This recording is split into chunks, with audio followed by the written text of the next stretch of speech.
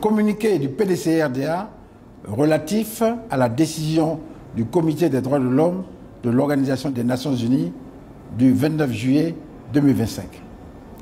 Militants et militantes du PDCRDA, chers compatriotes, par lettre notifiée à M. Cheikh Tidiane Thiam le 29 juillet 2025 par le Comité des droits de l'homme des Nations Unies, le PDCRDA a pris connaissance de la décision du dit comité invitant l'État de Côte d'Ivoire à prendre toutes les mesures nécessaires pour garantir que M. Cheikh Tidiane Thiam puisse exercer ses droits politiques en vertu de l'article 25 du Pacte international sur les droits civils et politiques, lequel article protège notamment le droit de voter et d'être élu, tout comme celui de participer aux fonctions publiques de son pays.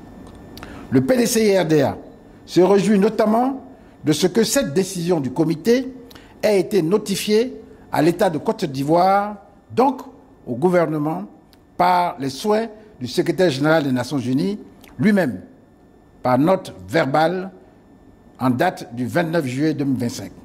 Référence G/SO 215/51 CIV 3 entre parenthèses. C'est le lieu de rappeler que la Côte d'Ivoire a ratifié le pacte international sur les droits civils et politiques du 16 décembre 1966, ainsi que le protocole facultatif se rapportant au dit pacte. Dans ce sens, cette décision du comité qui lie l'État de Côte d'Ivoire engage également et solidairement tous les États membres de l'Organisation des Nations Unies. En conséquence, le PDCRDA invite donc le gouvernement ivoirien à s'en approprier pour assurer pleinement la responsabilité historique qui lui revient d'exécuter de bonne foi la décision du Comité des droits de l'homme des Nations Unies.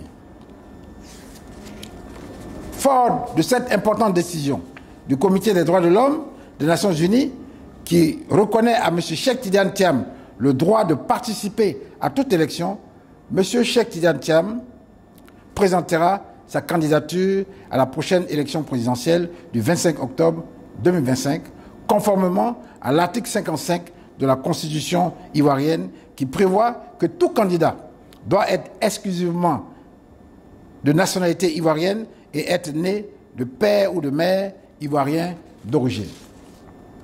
Le PDCRDA renouvelle ses remerciements au secrétaire général de l'Organisation des Nations Unies et aux différents partenaires de la Côte d'Ivoire pour leur constante implication dans la consolidation de l'État de droit et dans la démocratie en Côte d'Ivoire.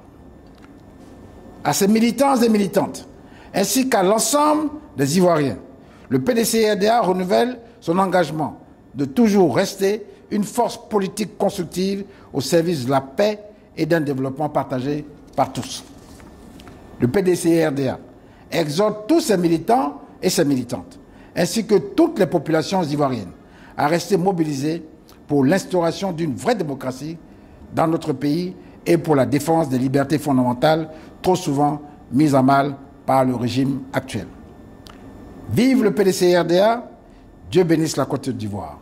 Fait à Abidjan le 1er août 2025 pour le PDCRDA, Simon Doro, vice-président du PDCRDA, conseiller spécial du président Cheikh Tidiane Thiam. Je vous remercie.